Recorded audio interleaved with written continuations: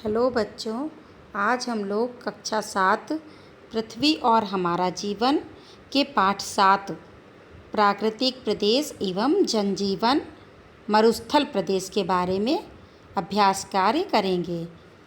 लेकिन अभ्यास कार्य प्रश्न उत्तर करने से पहले आपको मेरे इस चैप्टर का वो वीडियो देखना ज़रूरी है। डिस्क्रिप्शन बॉक्स में भी दिया है और मेरी प्लेलिस्ट में भी है। उसको चैप्टर को समझने के बाद जब आप क्वेश्चन आंसर करेंगे तो आपको ज़्यादा अच्छे से समझ में आ जाएगा और याद करने की ज़रूरत नहीं है। उसके बाद मेरा ये वीडियो आप एक बार सुन लेंगे तो आपको बहुत सरल तरीके से और बहुत ही जल्दी ये प्रश्न उत्तर याद हो जाएंगे। तो हम शुरू करते हैं। आपका पहला प्रश्न है, मरुस्थलीय प्रदेश की जलवायु कैसी है? तो आप खुद ही जानते हैं कि मरुस्थलीय प्रदेशों की जलवायु कैसी होती है। शुष्क होती है, सूखी होती है, वहाँ पर मरुस्थल रेगिस्तान टाइप का होता है, बालू बालू होती है। तो यही उत्तर है आपका कि मरुस्थलीय प्रदेश की जलवायु शुष्क होती है। यहाँ वर्षा बहुत कम होती है। जब वर्षा होती है तब वर्षा के साथ तेज़ हवाएं तूफान आते हैं। इस क्षेत्र के दिन व रात के तापमान में अधिक अंतर रहता है। दिन धूप वाले तथा गर्म होते हैं जबकि रातें बहुत ठंडी होती हैं। तो आपको समझ में आ गया कि ये शुष्क होती हैं। यहाँ पर वर्षा भी कम होती है और जब होती है तो तेज़ हवाएं चलती हैं, तूफान आता है। और सबसे मेन बात ये है कि यहाँ पर दिन और रात के तापमान में बहुत अंतर होता है। मतलब दिन जितना भी गर्म होता है, रात उतनी ठंडी होती है। तो दिन धूप वाले होते हैं, गर्म होते हैं और रातें ठंडी होती हैं। अगला प्रश्न है आपका, मरुस्थलीय प्रदेश की वनस्पति की क्या विशेषताएं हैं? जो मरुस्थलीय प्रदेश में प्रश्न पूछ रहा है आपका, वहाँ पर वनस्पति यानी वनस्पति का मतलब पेड़ पौधे, वहाँ के पेड़ पौधे वहाँ के कैसे हैं? तो उत्तर है, मरुस्थलीय प्रदेश की वनस्पति की विशेषताएं इस प्रकार हैं। पहला, पानी की कमी के कारण यह क्षेत्र वनस्पति विकास के लिए अनुकूल नहीं है। क्योंकि पेड़ पौधे कब होंगे? जब पानी उनको मिलेगा। तो यहाँ पानी की कमी रहती है। तो पानी की कमी के कारण यह क्षेत्र वनस्पति विकास के लिए अनुकूल नहीं है। शुष्क जलवायु व कम वर्षा के कारण मरुस्थलीय वनस्पतियाँ विकसित हो पाती हैं। मतलब वैसी वनस्पतियाँ हो सकती हैं जो मरुस्थल के लिए, जिनके लिए वैसी जलवायु चाहिए, कम पानी चाहिए, गर्मी चाहिए। दूसरा है आपका, यहाँ की वनस्पति की जड़ें लंबी होती हैं जिससे वे भूमि की गहराई तक नमी प्राप्त कर सकती हैं। क्योंकि ऊपर ऊपर तो उनको बालू बालू मिलती है, तो जड़ें लंबी होती हैं और अंदर से जा कर के पानी लेती हैं। तीसरा है, जल वाष्पन को कम करने के लिए इनमें पत्तियाँ नहीं होती हैं। क्योंकि पत्तियाँ होंगी तो पानी निकल जाएगा। तो ऐसी जो वनस्पतियाँ, जो पेड़ पौधे पाए जाते हैं, उनमें पत्तियाँ नहीं होती हैं। चौथा है, जहाँ कहीं जल के स्रोत या नदी होती है वहाँ आसपास पेड़ पौधे, झाड़ियाँ व घासें उगाती हैं। ये वीरान ज़मीन पर बगीचे से दिखाई देते हैं। इस कारण इन्हें मरुद्यान भी कहते हैं।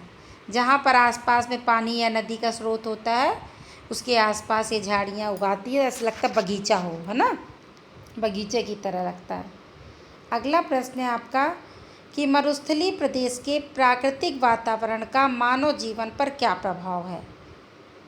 उत्तर है, मतलब ये प्रश्न पूछ रहा है कि वहाँ उस प्रदेश में, मरुस्थलीय प्रदेश में मानव का जीवन कैसा है, क्या करते हैं, क्या उनको कठिनाइयाँ आती हैं, इस जलवायु का उन पर क्या प्रभाव पड़ता है। तो उत्तर है, मरुस्थलीय क्षेत्र की जलवायु बहुत विषम होती है। विषम मतलब अच्छी नहीं होती है, मानव के लिए उतनी सही नहीं होती है। यहाँ पानी की कमी और तापमान में बहुत अंतर पाया जाता है। ताप कभी बहुत अधिक तो कभी बहुत कम होता है। इन सब कारणों से यहाँ जनसंख्या भी बहुत कम है और बस्तियाँ दूर दूर बसी हुई हैं, ज़्यादा घनी बस्तियाँ नहीं बसी हुई हैं। यहाँ पर रह रही आदिवासी जातियाँ में अरब की बद्दू और कालाहारी की बुशमैन जातियाँ प्रमुख हैं। कालाहारी के बुशमैन पूरी तरह से शिकार पर निर्भर होकर जीवन गुजारते हैं, क्योंकि वहाँ वनस्पति खेती ज़्यादा नहीं होती है। जबकि अरब के बद्दू जानवरों के चारे व पानी की खोज में इधर उधर घूमा करते हैं। यहाँ के लोग लंबी यात्रा में ऊँट या बकरी की खाल से बने थैले में पानी भरकर ले जाते हैं। इससे पानी देर तक ठंडा रहता है। तो ये आपको समझ में आया कि यहाँ की जो जलवायु वो क्या है, विषम है, मतलब अच्छी नहीं है मानव जीवन के लिए।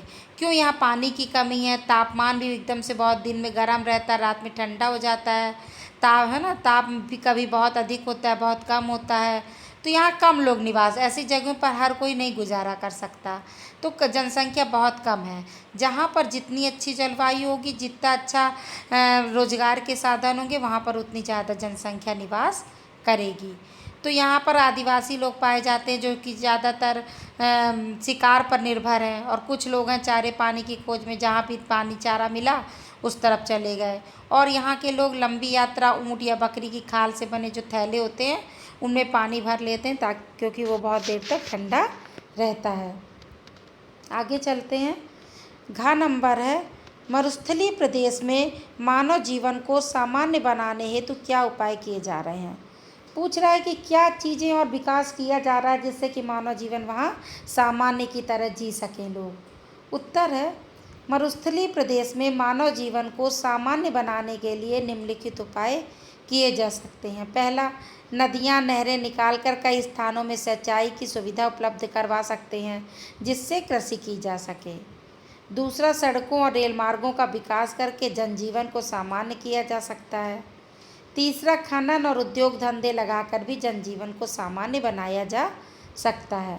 मतलब क्या किया जाए ऐसा कि मरुस्थलीय क्षेत्र पर लोगों का जीवन सामान्य हो जाए। तो जिन चीज़ों की कमियां हैं उनकी अगर हम पूर्ति कर दें तो वो वहाँ पर भी जीवन सामान्य हो जाएगा, लोग वहाँ भी जा कर के रहने लगेंगे। तो कृषि नहीं होती, ये सबसे बड़ी प्रॉब्लम है। तो इसके लिए नदियाँ नहरें निकाल करके हम उस स्थान पर सिंचाई की सुविधा कर सकते हैं, तो कृषि हो सकती है। दूसरा है, सड़क रेल मार्ग बनने से लोग आसानी से आएंगे जाएंगे, दूसरी जगहों से सामान भी आया जा सकता है, लाया जा सकता है। तीसरा है, अगर उसमें फैक्ट्री लग जाए, खनन बन जाए, उद्योग धंधे लग जाए तो लोगों को रोज़गार मिलने लगेगा, लोग भी वहाँ आराम से रह सकेंगे। तो इस तरह से ये उपाय किए जा रहे हैं। अगला प्रश्न है आपका, सही जोड़े मिलाइए।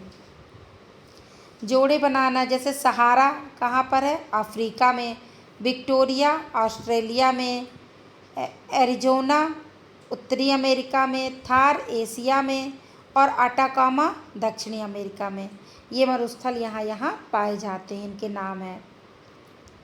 अब ये चैप्टर आपका समाप्त होता है। मुझे लग रहा है कि आपको अच्छे से क्वेश्चन समझ में आ जाएगा, लेकिन अगर आपने चैप्टर पढ़ लिया मेरा, क्योंकि उसको मैंने नक्शे से मैप की तरह समझाया है, तो आपको बहुत इजीली ढंग से ये सब याद हो जाएगा। और कहीं कोई दिक्कत आती है तो कमेंट्स करके ज़रूर बताइए। आप वीडियो देखिए, मत सब्सक्राइब कीजिए, लेकिन कमेंट्स करके बताइए कि कैसा लगा। धन्यवाद।